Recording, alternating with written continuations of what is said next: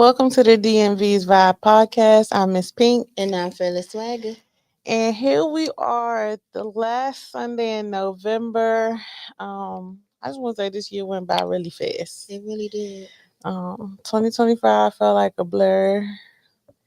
A lot of life was life, and I feel like each year we say that, but it's like should be happening 10 times more each year. Yeah, this year went by fast, and I feel like the amount of changes that we've experienced, um, Hmm. just as a whole, as in people, this year, has been very interesting, and we are only in like the ninth month.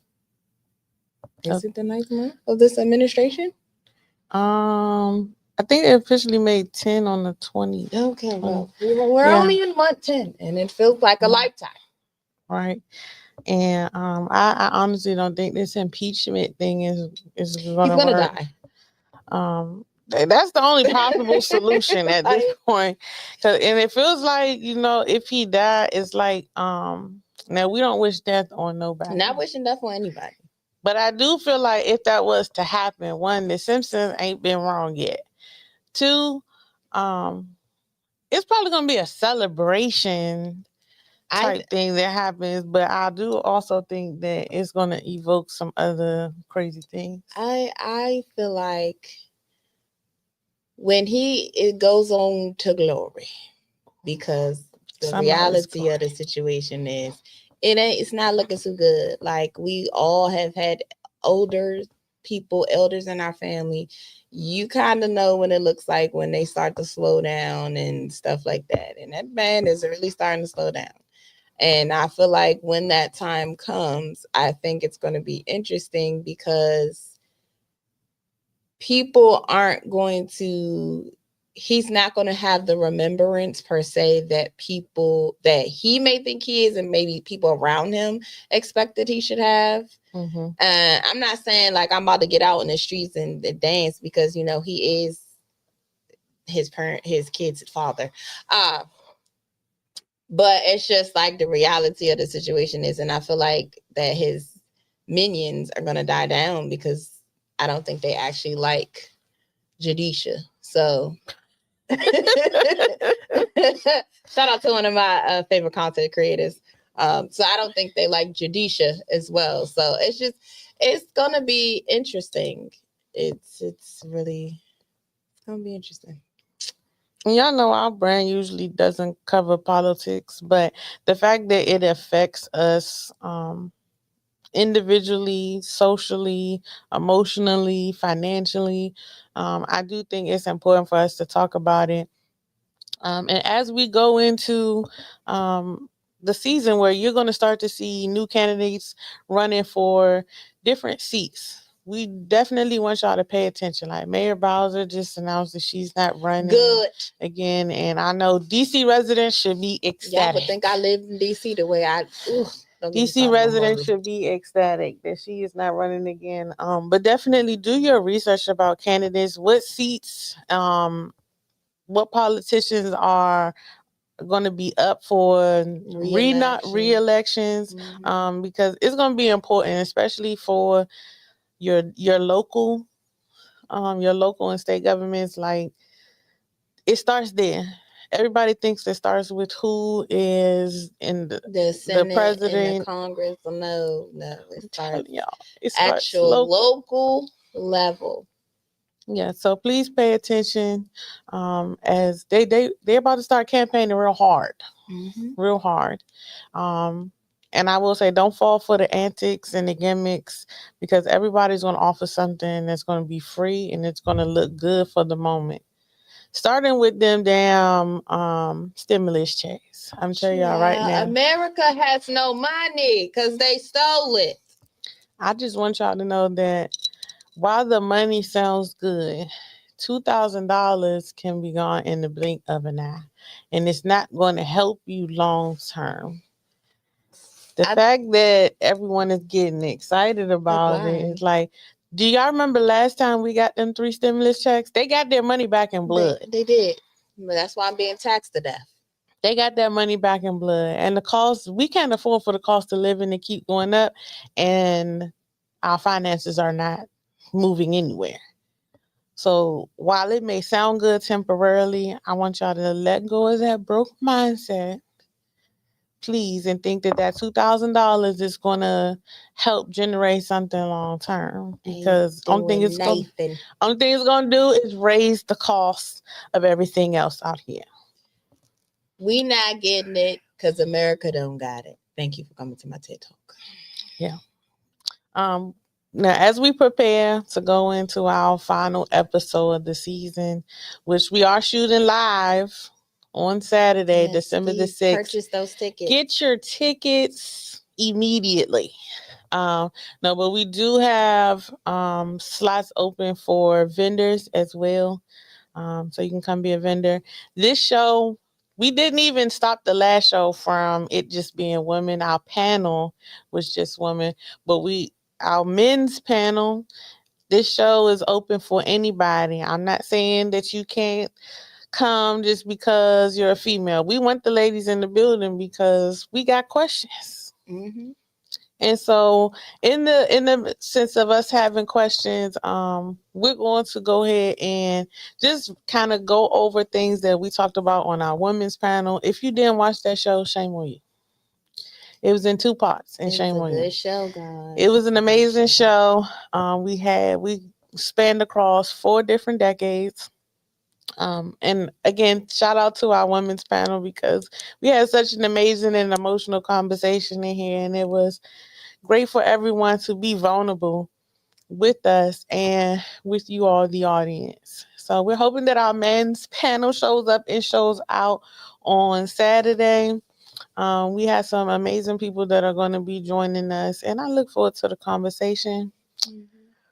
What is something that happened in our women's show that you hope will also happen in Saturday's show? I hope that the men show some vulnerability the same way that the women showed vulnerability.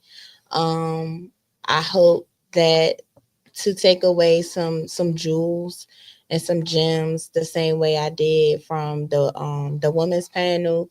Of course, it's gonna be a little bit different as a woman listening, to seeing a man's perspective, because in the women's panel you could see what I felt like I could see elements of me in every female that was up here. Like there was something that someone said that I could relate to as a woman. So it's just going to be interesting to hear what the men have to say. But I really hope that they show some vulnerability and some openness and honesty when answering the questions that we have, and then just speaking about their own experiences. I think one of the things that was really important is we definitely created the atmosphere and the safe space to even open up the conversation. And we did make everybody dig deep as well as ourselves to talk about careers, sisterhood, friendship, dating. And so I look forward to asking some of these questions. And I would piggyback off what you said. Vulnerability is going to be the biggest thing. Mm-hmm. And us being, and not just us, but any women that are going to be in the audience, learning how to listen before we respond, whether we agree or disagree with anything that is said on the panel, because I'm pretty sure it's going to be a lot of shit that we disagree with. Yes.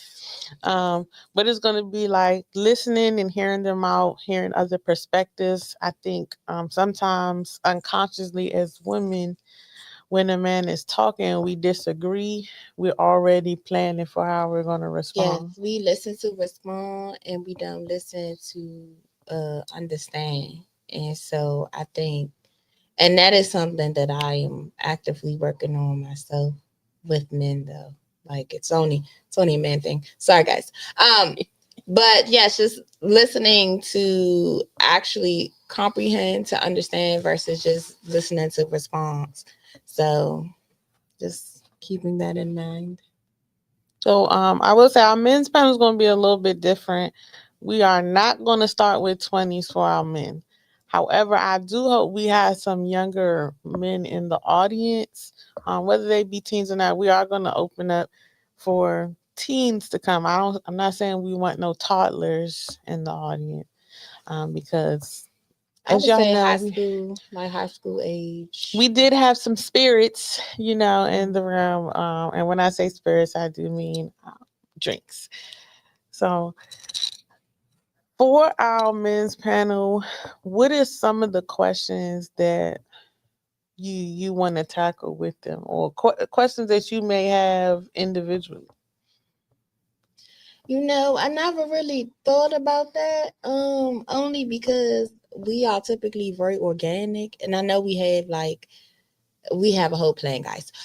So like I've seen that, but as far as like my own individual questions, for one of the panelists is like one of my closest friends, so I don't really have nothing to ask him. Uh, but I don't know. Like I've not really thought about that. I am curious to hear their take on dating now versus dating maybe 10, 15 years ago, because it is not even the dating culture now versus when we were like, I guess, first becoming adults is different now. And I mean, you still had like the hookup culture and stuff, but I'm just curious, like, I guess for me is just to hear their different perspectives, because I just think about like these different podcasts and these podcasts with these men, and everything is the women's fault, and everything is, especially how much does it influence? Right. Like, so I'm just curious as to like their thought, and if anybody's thought process is the same as that of those podcast bros, passport bros, whatever you are. Because at this point, everybody doesn't need a microphone. And don't. And the fact, and sometimes I think a lot of them just do it because they know it's going to go viral. It's I don't believe a lot of them even believe what they're saying. But some of them don't, because when you find out who they are outside of this camera and this microphone, it's not the same. Yeah, I can't remember the homeboy name, but just once they had posted his baby mother, I said, "Oh, it's curtains for him. It's curtains." And like, it's the other one that was on Joe Budden's podcast, the one that was who they brought up them tweets and he was bashing black women and stuff like that. Like, that's, to me, Joe Budden is a controversial podcast. Yeah, I done seen some things. I just be like, wait. Like sometimes Joe Budden be making sense, and other times I'd be like, why the fuck do he got a microphone? Because it seemed like he still got a lot of healing to do. And I think that's what it is with a lot of podcasts. And a lot of men too. Like we said it before, there are a lot of men who need healing, and they connect themselves with women like myself or Fearless and think that we supposed to heal them. That's not our job. It's not. That's why I talk to the lady. Yeah, it's not our job. And while we always create a safe space for the men in our life to be able to be vulnerable and talk to us, sometimes being mindful of creating that safe space. Are you in a space to even handle what may be dished to you? I think that's important. One of the things that I really want to talk to the men about, and honestly, I don't even remember what questions were created on there, to be 100% honest, because half the time I don't even ask all the questions on there. Wherever the conversation goes. But I do want to ask them about their experience, the parent-child experience that they had growing up, and how and when did they see how it affected them in dating wise. Well, one of the panelists, I could already answer that question for y'all. But that is a good question. And even the father son dynamic, or if you didn't grow up with your father or your mother, or even if you grew up with someone else like your grandma, your auntie, like what was like, how has that affected, that's good, like how has that affected you as an adult and even in dating, because we know that the opposite sex relationship plays a role when you become an adult, when you go into the dating world. So just wondering. Also, do men really go for women that remind them of their mothers? Like, I just really want to know that. And the only reason I ask that is because I sometimes I think about like biracial children, and especially the boys. Like, I wonder sometimes, like, I'm gonna use Dak Prescott and Patrick Mahomes. They both have black dads, but they both have white moms, and they both end up with white women. So I wonder, is does that That's a good question. does that play a role? I always tease that they mix different or funny because when you look at them, you don't expect to hear the voice that comes out of them. It just sounds a little off sometimes to me. It does, but I also like that. That's the question. And even with women, like, is it that because they say that females typically go for men that have elements of their dad, stuff like that. But like, I just wonder from a male's perspective, like if you have a black mama and a white daddy, are you going to date? Are you going to lean more towards a black woman? Are you going to lean more towards a white woman? Like, it's it's a legitimate question. Like, not even trying to be like shady, but I hope someone on our panel has dated outside of the race because I do have other questions. Like, how does it affect like their gender roles, like gender role conversations? Because I feel like also who you were raised by sometimes definitely can change your perspective on gender roles. Where if you were raised in a single parent household, you watch one parent do everything, and if you there were two parent households, you know, dad might have had a set of things to do, mom might have had a set of things to do. So does that change your perspective on what you would do in your relationship or in your marriage?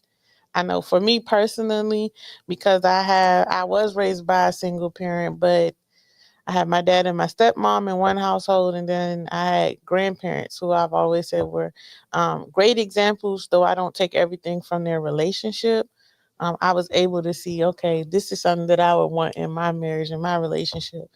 And having those conversations with people that you're dating, you get to see like some of y'all have never seen great examples.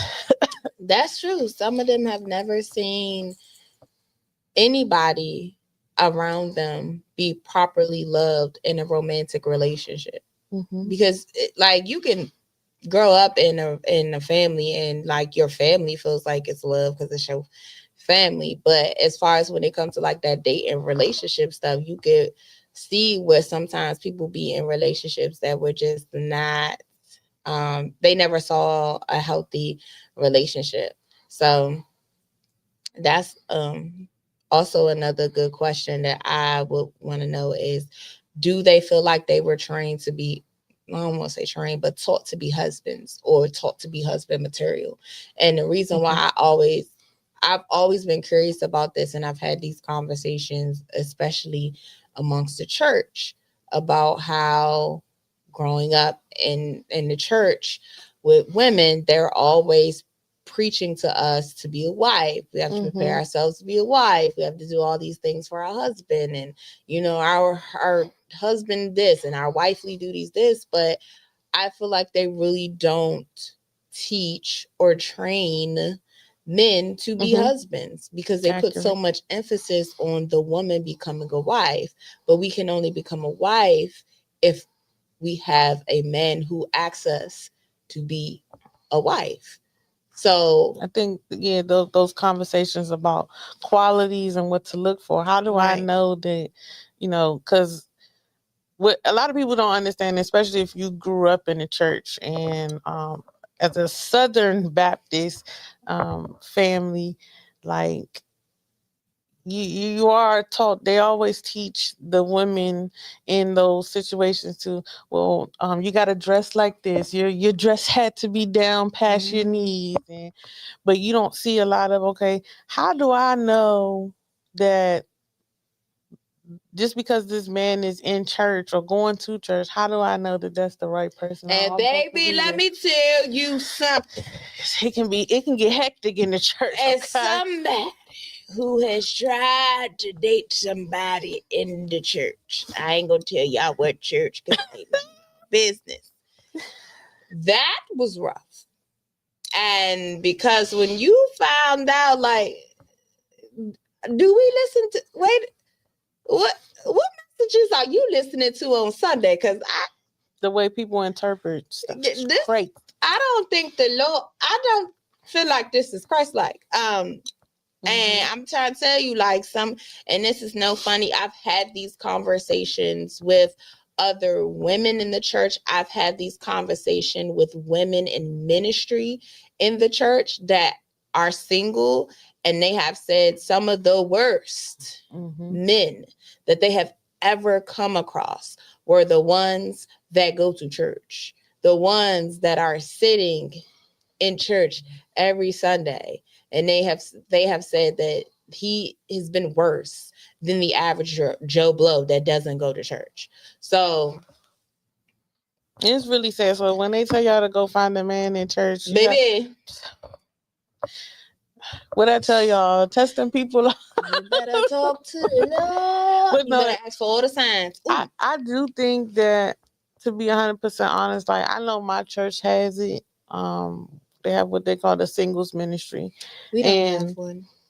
I think one of the things that I would want, even for it to start as teenage girls, like the questions that you should be asking when you're dating men, so you can actually learn discernment.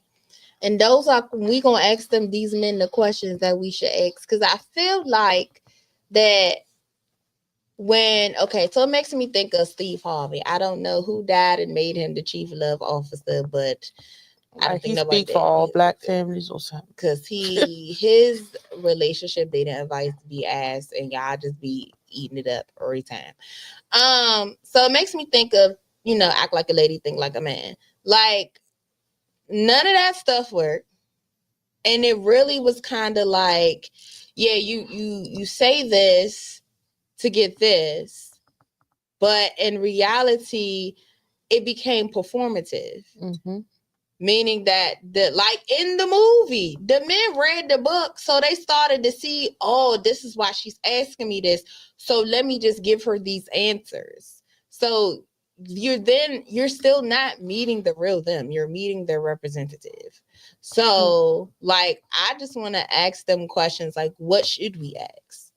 Like, what are the questions that we need to ask her? Like, what questions as men are you tired of hearing? Because like, I'm tired of giving a zodiac sign, a birthday, favorite color, favorite food, whatever. Because at this point, I don't know. I'm tired of hearing what you bring to the table. That part, like, sir, can you build me a table? That's another thing. These men ain't handy. Like, they not. But I realized that when there is a man who asks you what you bring to the table, he don't have nothing. It's more so they're always looking for something monetary or something physical that you're bringing to the table, when actually understanding a successful marriage and relationship has things that you not going to be able to physically see.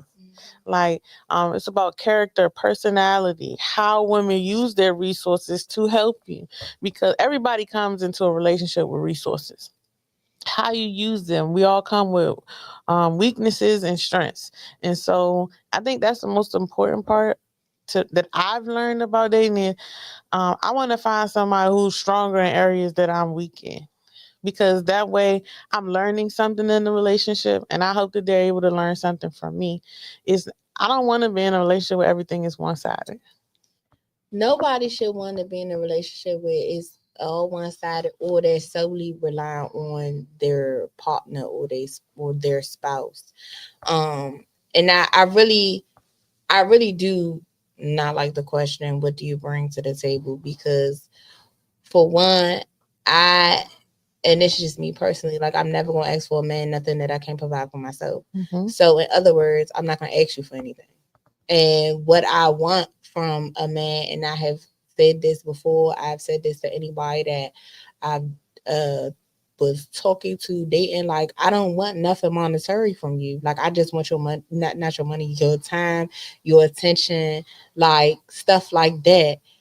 Thoughtfulness, when you're hyper independent, consideration. Acts You of know what I'm saying? service, Act of man. service. Being consideration for me goes a long way, because that means Time. that you thought about me. You thought about, oh, you know what? Let me just go ahead and do this for her because I know that she got this going on. Or you know what? You talked about this. I saw this, picked it up. You know what I'm saying? Like little stuff like that, and help taking stuff off my plate. That's what I would want you to bring to the table. I don't need Mm-hmm. your money. I pay all my bills by myself, and I take care of anything else that I need to get done by myself. So I don't need that.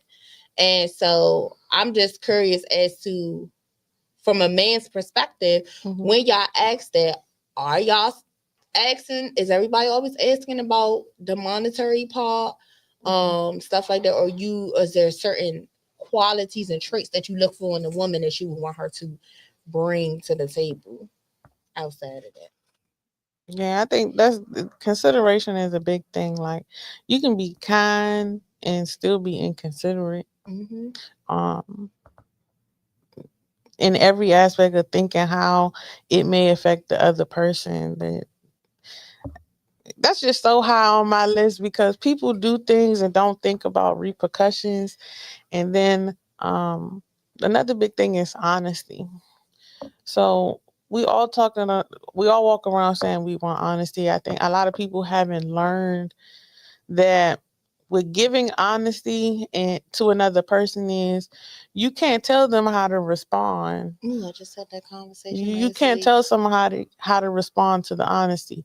Now, while understanding that you can still be upset at hearing that honesty, but I'm gonna respect you 10 times more. You be honest with me, I'll be able to get over that if you tell me that you're being honest.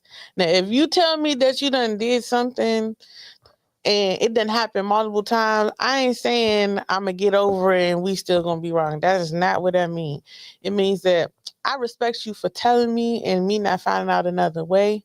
But now I gotta make a choice based upon the honesty that you gave me.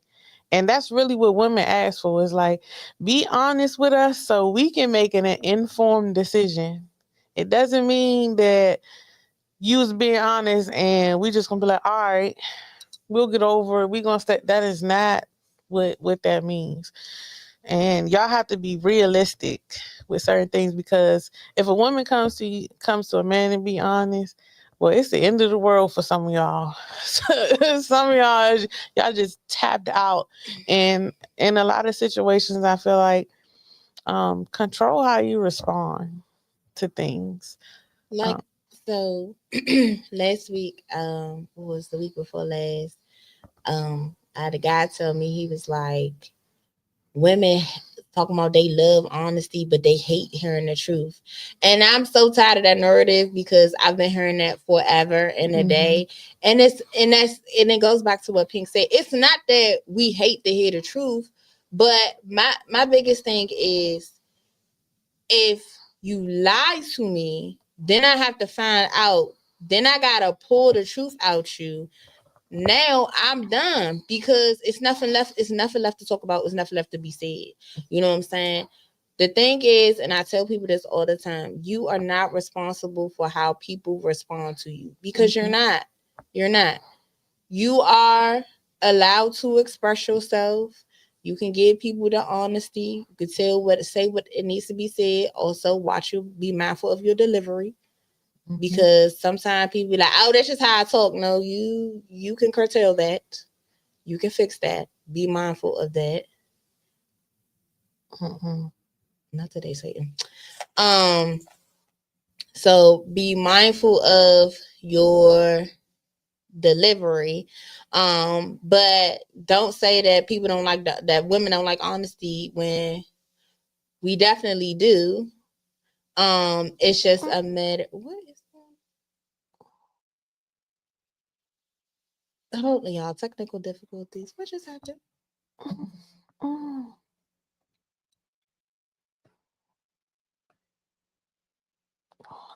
close. Oh. I'm so sorry, guys. Okay. Don't know what that was about. But anywho, as anywho, but women do like honesty. Just give us the opportunity to make that decision. And just be mindful of your delivery, and also remember that you are not responsible. And I think that's what it is, because they get mad at your response. But if you're telling me something that's raggedy, you act like I'm just supposed to smile and be like, okay, no. Especially if it's anything that's going to be detrimental to me, detrimental to us as a couple, as whatever the case may be. So I think, yeah, just be honest. Be honest with the girls. All times, please. Be honest with the girls. Like I said, we respect it way more than what people think that we do.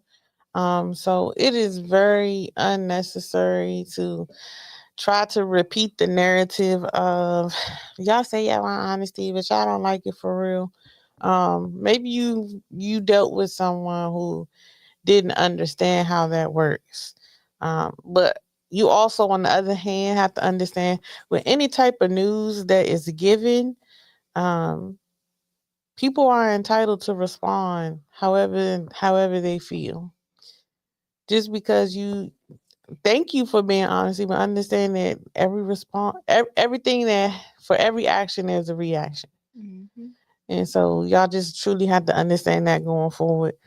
Another thing I want to talk about is like family traditions, because I know we're gonna have someone on our panel is who's married, and so I really want to ask him like what family traditions that they either start once they got married and take from their childhood, or something that may be different.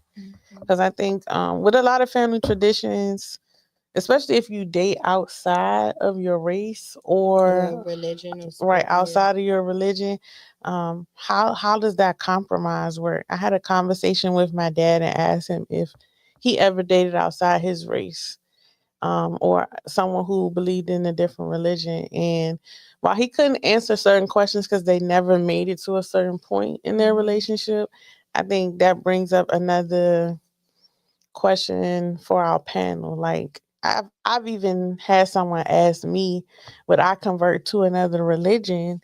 And I was like, you know what? I've never been asked that before. I have an answer no.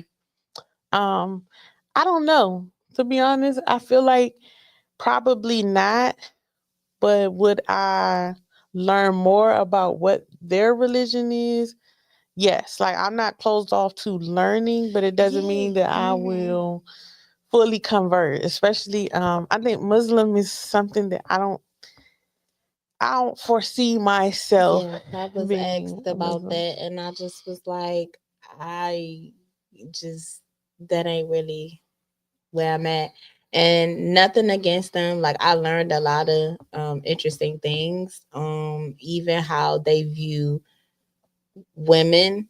Kind of like just basically so their views on how they view women and how I like whatever with some of the stuff. It was interesting because it was also when we again mainstream media and these radical leftist ones versus like the people that are actually true practicing and giving you like real stuff.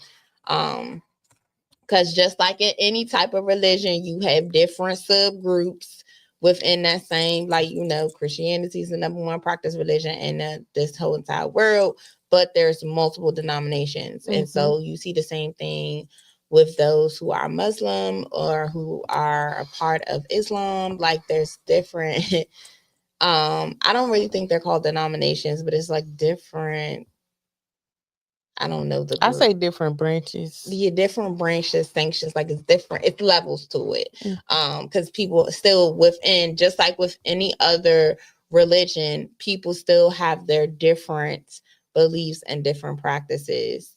Um, and so of course everybody don't agree with everything, but it falls under this one umbrella. But me personally, I'm more spiritual than I am religious anyway. So I would just continue with my spirituality versus trying to. I think that's an episode we should dive into. I had an interesting conversation with my uncle, and my uncle has studied the Bible from beginning to end. And we had a very the conversation went on for like an hour, and we were still at surface level. So I feel like that would be a good conversation for us to talk about, as well as understand how would that play out in a relationship? For you dating, could you date someone that I know neither one of us could date an atheist. That's for Yeah, I sure. can. Cause Neither one of us could date an atheist. mm-mm. But could you date someone like you're someone who is involved with your church and you're there every Sunday unless you're out of town? Mm. Could you date someone who does not go to church every Sunday? Um, I have dealt with someone who didn't go to church, every Sunday. That relationship was different because he didn't live in the vicinity of me, but I don't know.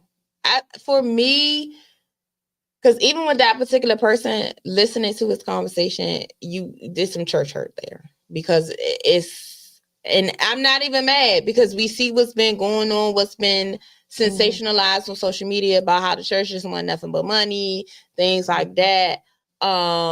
So I would just, for me, I need to see what type of relationship you have with God. Like, do you pray? Like, what do? You just walking around here like living reckless?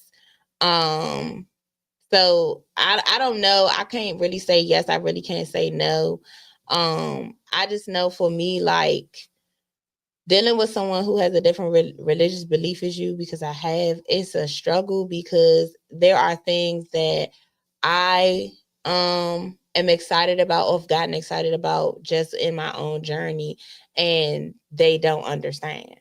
So, or their level of excitement, like it's like a Debbie Downer, because it's like you're excited and you're talking about all these things, and they're just kind of like, oh, okay. And it's so, so, yeah, I don't know, but I know I need somebody for sure that I need, can pray together. we gotta pray together. We gotta be able to pray together. We gotta be able to. I want God to be the center of my relationship, and being able to worship together, to do things together in that realm. And I know that with other religions, like it's just sometimes it's hard because trying to cross that together, like the way you pray and the way I pray isn't the same. Just because our religions is different. So it's like, you know what I'm saying? It's hard even dealing with somebody that who was Muslim. It's just like, oh, well, if we have kids, our kids are automatically gonna be Muslim. You know what I'm saying? Like it's a whole lot of stuff that them being the man, like they gotta make all these decisions like that. And so for me, it's kind of like, well, what? Like I don't want to like no shade, but I don't want to force that on my kid. Like if it's not what they want to practice. And I have seen where I've grown up with girls who they practice that, and then you see them later on and they got out of that, but then you realize it's because they were just doing what their family told them to do. And I don't want to force anything like that on my child and then have them experience religious hurt or religious whatever that you see going on. I think that was a big thing for me. Like growing up, it was like, oh, you got to get up and go to church every Sunday. You gotta do this, gotta do that, gotta. So when I got to a point where I had a choice, I think that's when I paid attention more. Is when I had a choice and I chose to do this, and I had my own walk and understanding.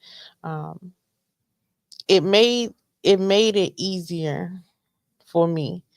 And the fact that I couldn't date nobody who made jokes. Like, I never forget, I heard this man say, "So you just be praying since nobody in the sky."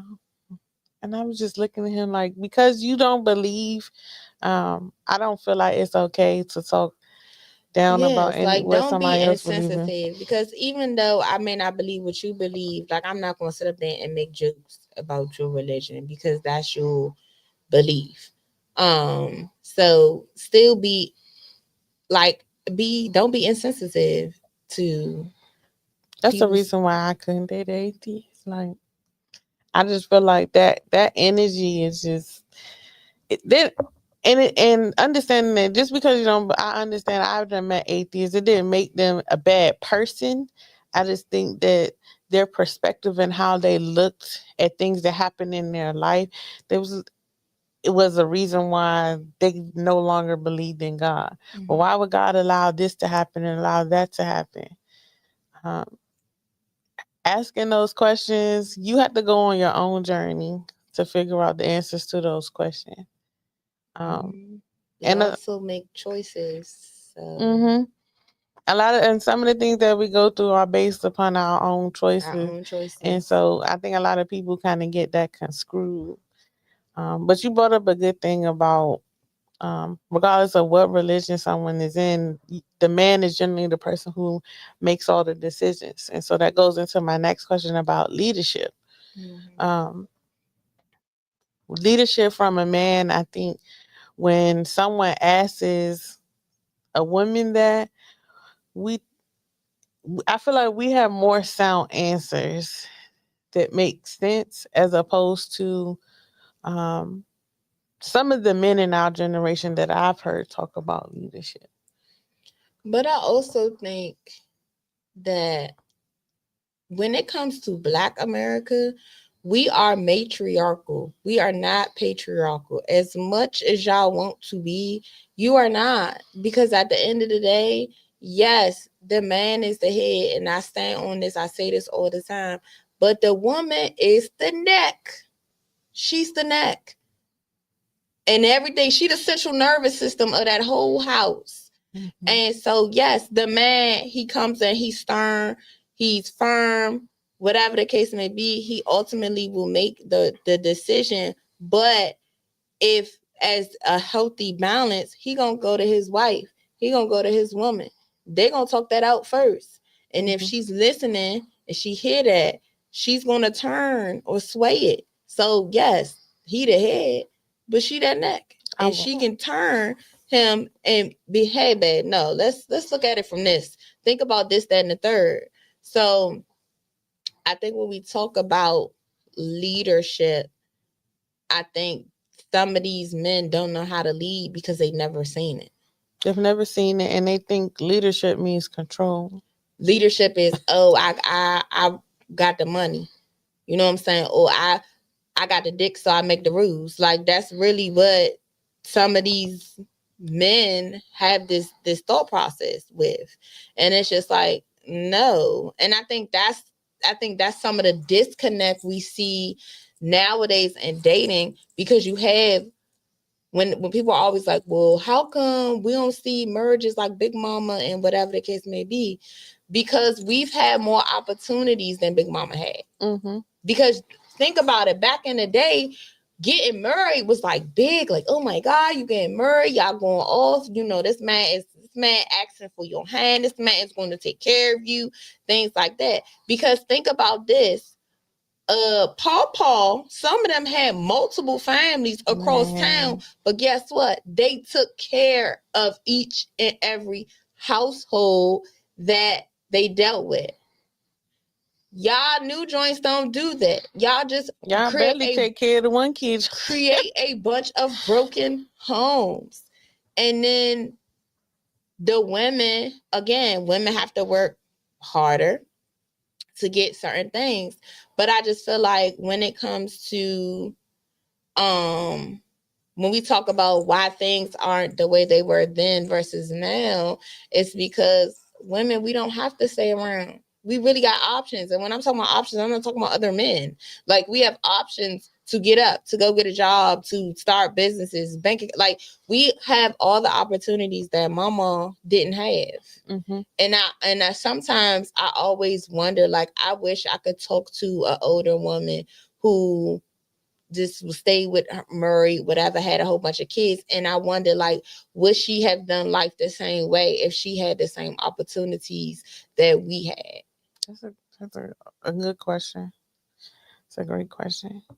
Um, like I grew up with, um, like I said, the great examples, and each one of those for my grandparents and each one of their marriages, I I saw exactly what Phyllis said, where it was my grandfather leading, but a lot of stuff ain't happened if my grandmother didn't say okay. Mm-hmm. Like, it was definitely a conversation, and you see this a lot too. Like, if you see people who were married for a long time, and if one spouse is gone before the other, sometimes the spouse that's left doesn't necessarily know what to do next. Mm-hmm. I saw it with my great grandmother. When my great grandfather passed, she wasn't a person who handled the finances. She didn't balance no books. That my grandfather did all of that, and so it took my uncle coming in to help her understand a lot of different things. And see, I wonder, like, if she could have did it differently, would she wanted to learn how to do all of that in case something like that, so mm-hmm. she wouldn't have been out here just lost and having to depend on her kids or whatever to help, saying, mm-hmm. do whatever is necessary for her. Then with the set of grandparents that I see the most often, my grandfather is. I'm gonna just say he's the breadwinner. I don't know why this man's still working. I put up a post that he ain't got to work. He done retired from the military and from being in DC federal government. Get about 2-3 checks, and the man still want to go drive for somebody's funeral home. Mm-mm. I don't know why. I don't get it. But my whole life I watched him work, come home. My grandmother cooked for him. She had her own business, still come home, cook for him, clean up, wash the clothes. I'm like, Lord, I don't want to be my husband's slave. But I realized that's what happens with a lot of people in our generation is they see things happening in the marriage, and then they be like, I don't want that, because they see one negative thing that they may not want to do. Mm-hmm. Your marriage and what works for you gotta be in the forefront. Not what you seen works for you. Yes, not what you seen happen in different marriages. And I ain't gonna lie, if God forbid if my grandmother was to leave today or tomorrow, I don't know what my grandfather's gonna do, because he know how to cook, but he don't cook for himself. He don't wash his own clothes. He barely helped clean the house, and so I really don't know what the world he gonna do other than watch the TV. Saw when my mama died. So with my father, like, Lord Jesus, and he had to start doing some stuff on his own because my mother was just sick to the point where she couldn't do a lot of stuff. So I seen that firsthand. Yeah, I sure hope their kids gonna take care of my grandfather, cause it ain't gonna be me this time. I love you, granddad, but I can't do it. I'm gonna hire you a maid or something. But it definitely that's one of those situations where, as we've explained before, we take bits and pieces of the great relationships that we've seen and be like, okay, I'm not going to take that into my marriage, but I do want to take this. And so I want to see what things that they grow up with that they may be taking into their relationship, especially when it comes to leadership. Mm-hmm. And understand that when you're a leader, that means you're also a great listener. That's really an important thing, is making sure that you're hearing other perspectives. I think when you're in a partnership, it's important because y'all both don't think alike. Sure don't. And so somebody else's perspective can help you make a better informed decision. What are some other things that you would want to discuss, whether it be asking them generational things or a stereotype about society when it comes to men? Um, I don't know. Like I just want to flow with the conversation. Just kind of see where we go. Like I really don't have a whole bunch of questions off the top of my head. Like I just kind of want to see where the conversation goes, see what things they drop on us.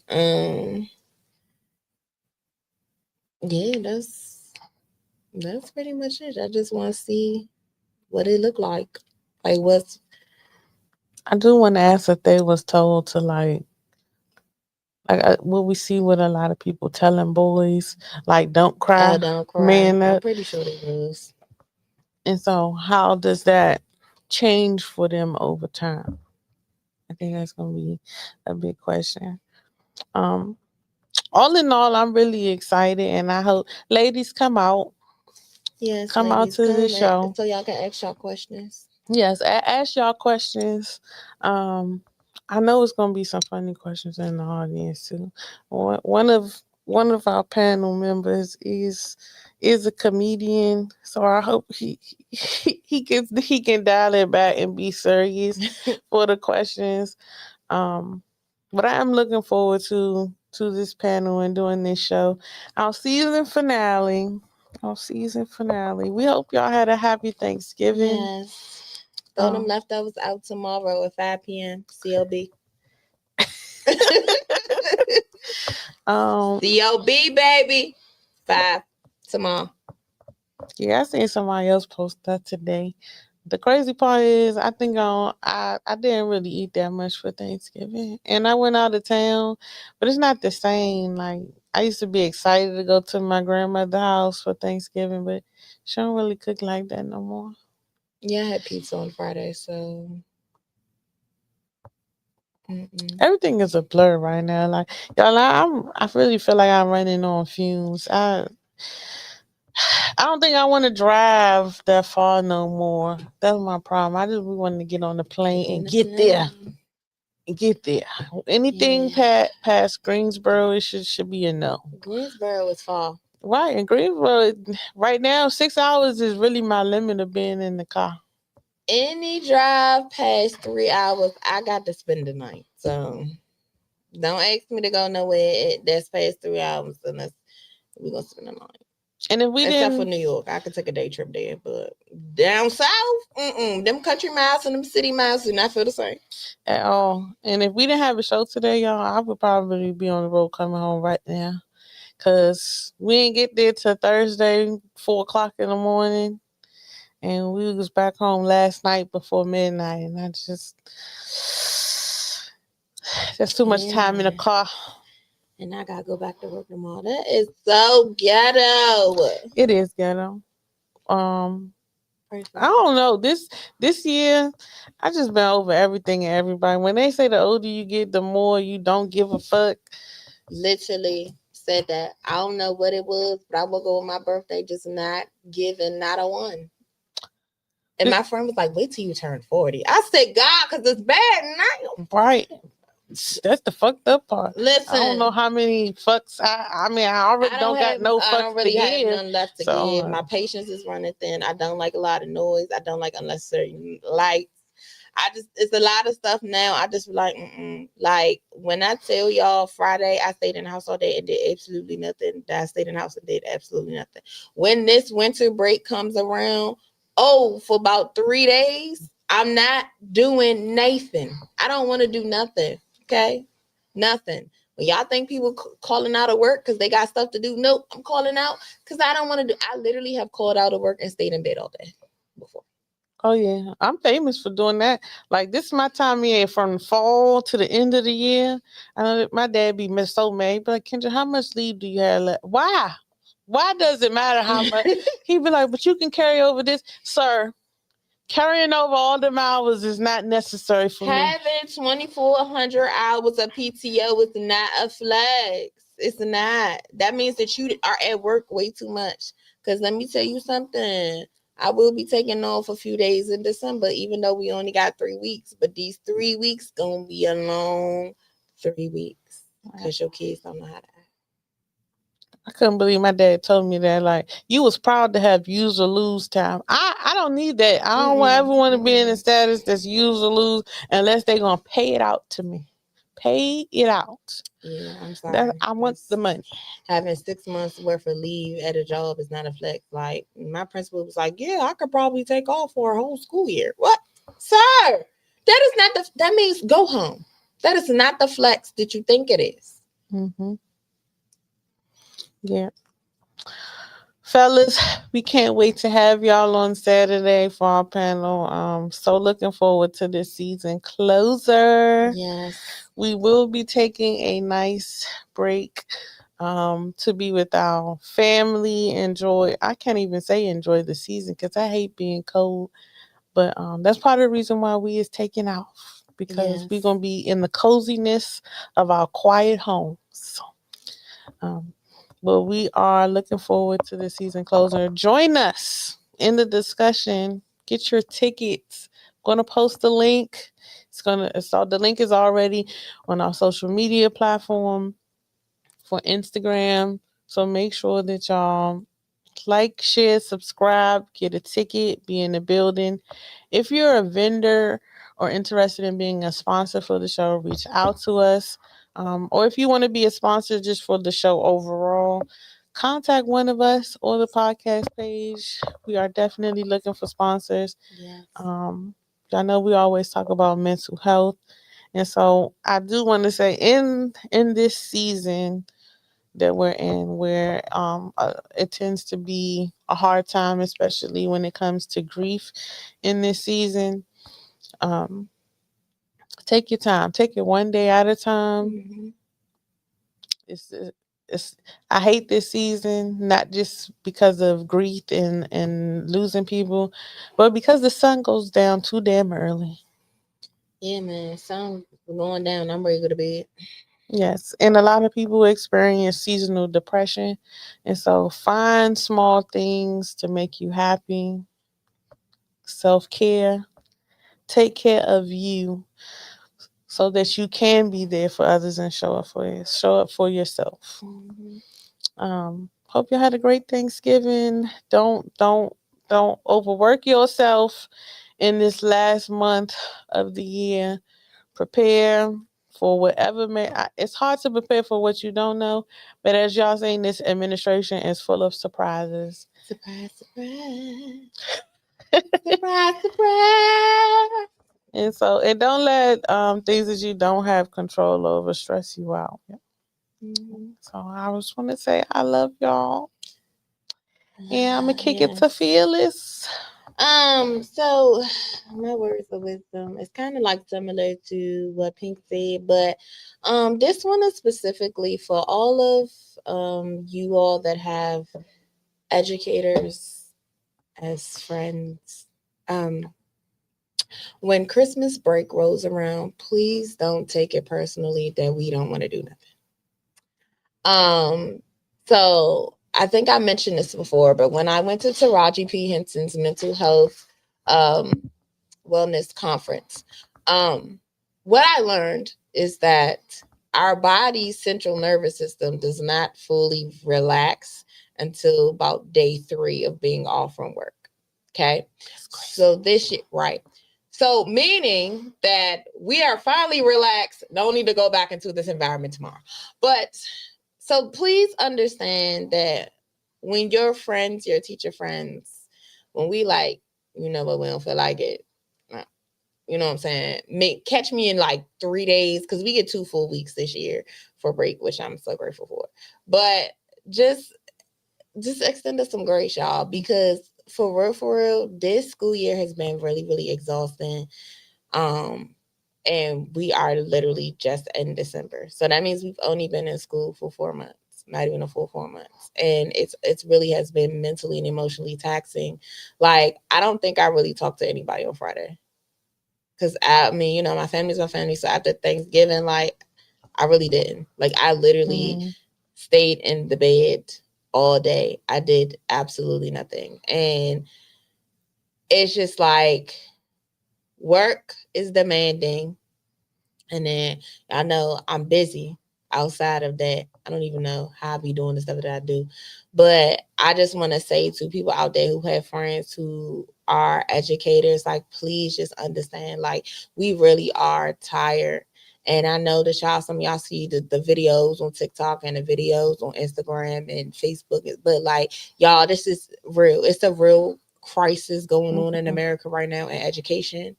And on top of the energy and the culture of what's going on in this country, we feel the brunt of a lot of those things. So when we're just telling you that we don't feel like it, and I have teacher friends who have been like, I ain't feel like it, I did nothing, like, you know what I'm saying? Please understand, like, we're just really tired.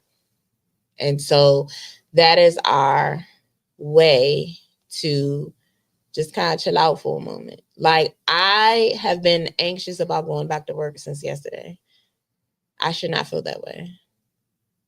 So just extend some grace to us. And please don't take it personal, man. Don't, in this season right here, specifically this season, please do not take things personal, because the holidays is the toughest time of the year. So please do not take nothing personal. And this is just not even just from friends. This is just everybody. Don't take anything personal. And in this season, be a little kinder to people. Because kindness goes a long way. So just don't take things personal.